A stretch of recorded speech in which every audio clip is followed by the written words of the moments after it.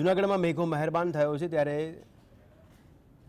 Talkies નજીકનો જે વિસ્તાર છે તેમાં બુફર ફળિયામાં મકાનનો ઉપલો માળ ધરાશય થવાની ઘટના બનવા પામી હતી।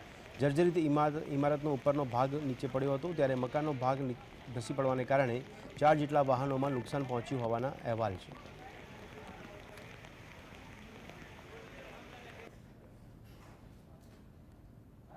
ધોરાજીના પીપળિયામાં પણ ધોધમાર વરસાદને કારણે આબ ફાટ્યા જેવી જળબંબાકારની સ્થિતિનું નિર્માણ થયું છે। પીપળિયામાં ધોધમાર વરસાદને પગલે ગામના અનેક નીચાણવાળા વિસ્તારોમાં પાણી ભરાયા હતા।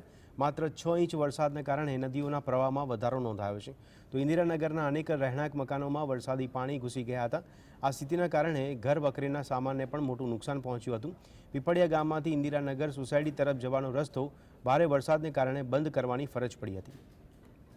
તો વરસાદને કારણે રસ્તા બ્લોક કરવાની પણ ફરજ પડી હોય ત્યારે ગામ સંપર્ક વિણા બન્યા હોય એવામાં જે પાણી ભરાયું છે તેમાંથી લોકોને હાલાકી વેઠવાનો વારો આવ્યો છે। લોકોના ઘરોમાં પાણી ઘૂસી જવા પામ્યા હોય ત્યારે રસ્તા પણ બંધ કરવાની પરિસ્થિતિનું નિર્માણ થવા પામ્યું છે અને આસપાસના અનેક ગ્રામ્ય વિસ્તારો છે જે વરસાદથી પ્રભાવિત થયા છે। સવારના 8 વાગ્યાથી 7:30થી વરસાદ સતત વરસી રહ્યો છે, જેના કારણે ઘણી સોસાયટીઓમાં પાણી ઘરી ગયા છે, ઘરોમાં પણ પાણી ઘરી ગયા છે। અનાજ, ખાવા પીવાની વસ્તુઓ બધું પલળી ગઈ છે અને માણસોને ઘણી મુશ્કેલીઓ પડી રહી છે। સોસાયટીમાં જવા આવવા માટેના રસ્તાઓ તમામ બ્લોક થઈ ગયા છે।